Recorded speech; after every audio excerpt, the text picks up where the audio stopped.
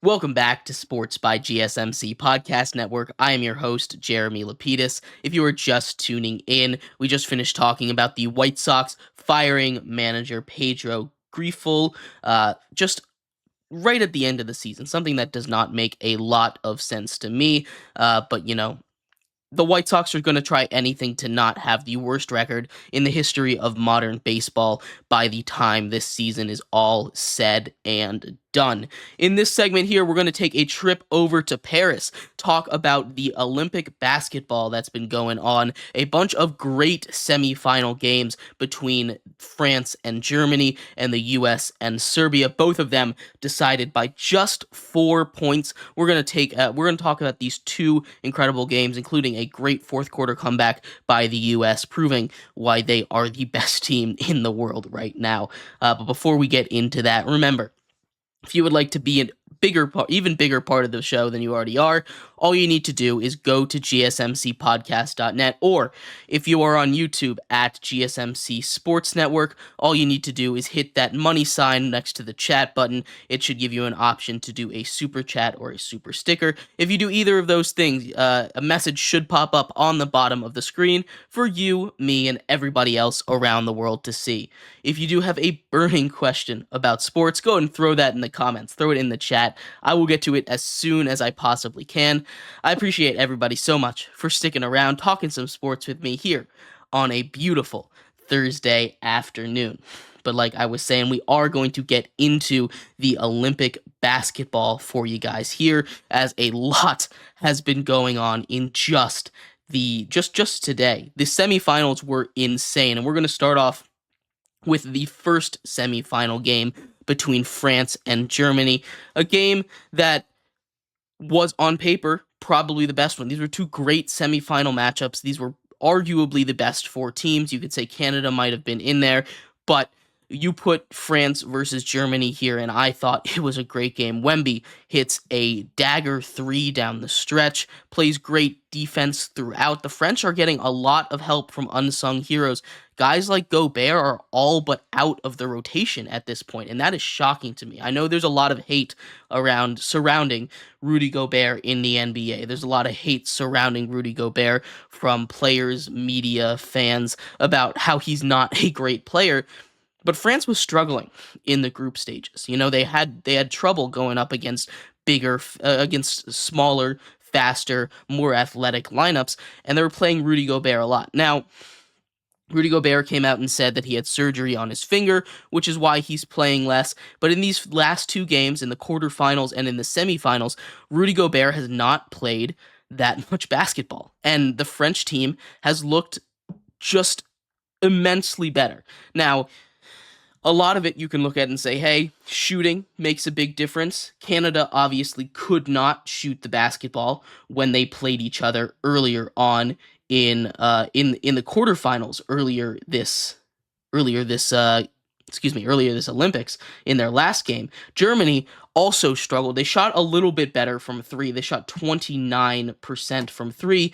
France still cannot shoot the three ball. Their defense is what is keeping them in it, holding Germany to 40% from the line, from the field, 15 turnovers. That's a big margin there, especially it's a +2 in the turnover margin, especially when we are talking about a game that's only decided by 4 points.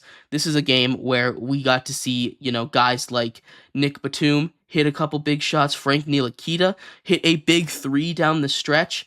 Again, the biggest shocker to me, and when I'm looking at this box score for you guys, is the fact that Rudy Gobert only played 5 minutes. He played the second least amount of minutes on this team. You had guys like Evan Fournier putting up 20 minutes in this game, a bunch of non-NBA players putting up 10, 12, 17 minutes in this game, and Rudy Gobert only gets to play 5. That is really interesting when you look at it. Now, I don't know what's true about Rudy Gobert, right? Again, the controversy here is he hurt or is he just making an excuse? He does have that taped finger. He says he went into surgery. The French coach said that he did not go into surgery and he didn't play because of matchup, which, if that's the case, is kind of insane to me.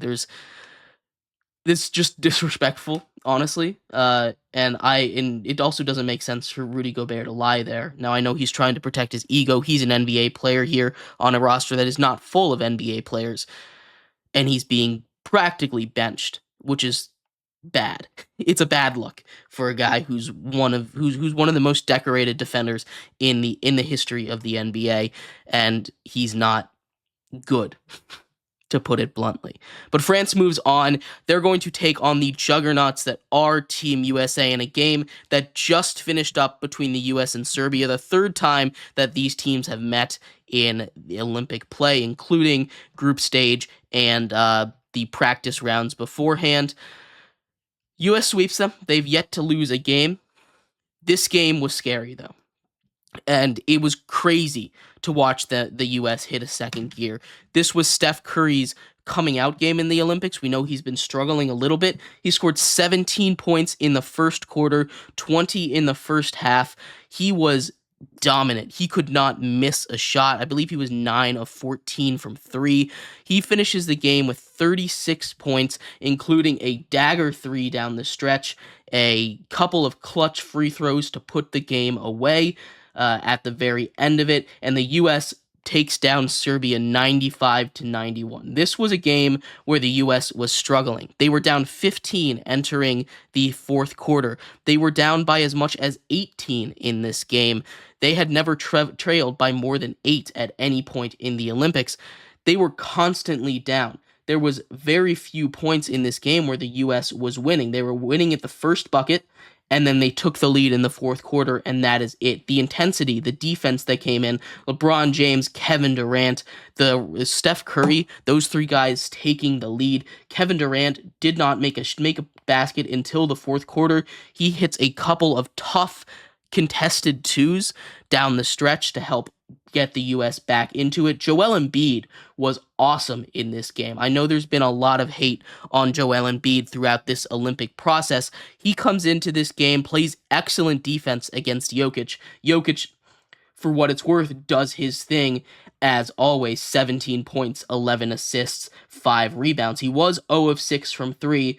As as good as Serbia was shooting from 3, they did not make a single three-pointer in the second half. This was a team that, in the fourth quarter. This was a team that could not miss, seemingly, in the first half. Every shot they were taking, especially from deep, was going in.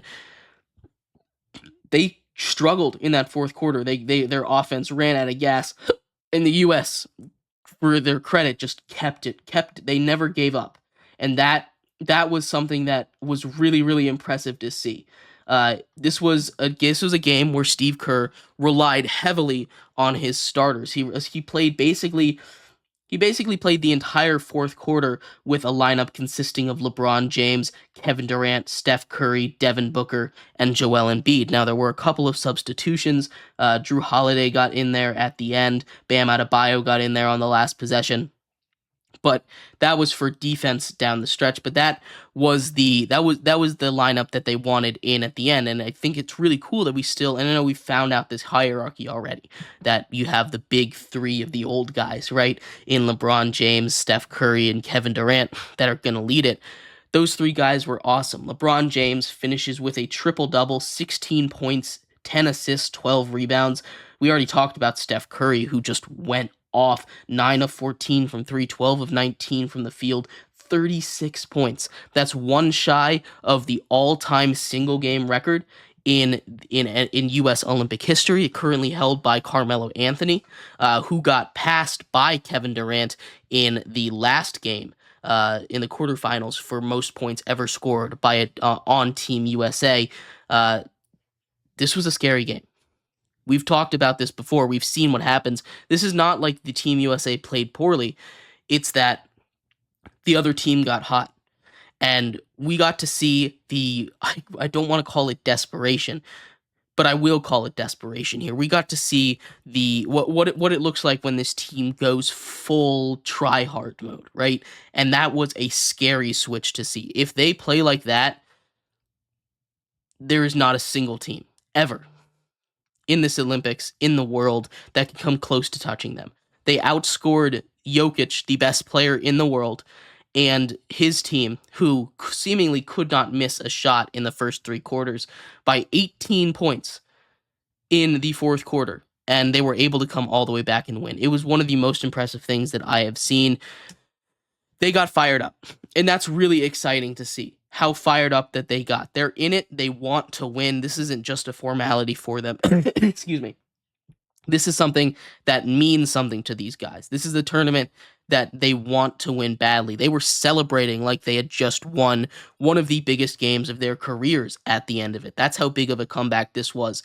This was a great team effort by Team USA. Steph Curry deserves all the props. He finally came out and hit all of his shots. It was so impressive to see. Team USA comes all the way back from a huge deficit, setting up a gold medal match between them and France, the home country. I'm very, very excited for that. 2 days from now, the bronze medal match is going to be awesome to watch as well. Jokic and Serbia, who just took Team USA to the brink, taking on Germany, who has never medaled in basketball ever, going for their first Olympic medal in basketball. Very excited to see what is going to go on there. Let me know what you think. I think the US should pull this out. Like I said, what I saw at the end of that game, there's not a team that comes close to how good this is what this team is when it's at their best. As far as the bronze medal game goes, I think that could go either way. I'm inclined to go for Serbia because of how much they pushed the US team to the brink, but this Germany team is no joke either. We will see what happens in the next couple of days. But anyway, we're going to take a quick break here. When we come back, we're going to go right back across the pond, take a look at the NFL, as we have 2 preseason games kicking off today, including first overall pick Caleb Williams making his NFL debut for the Chicago Bears. We'll talk about that, as well as the other game between the Giants and the Lions, and some rookies to look out for, including Malik Neighbors, who's been showing out in mini camp and training camp so far. So stick around for that. We'll be right back here on Sports by GSMC Podcast Network.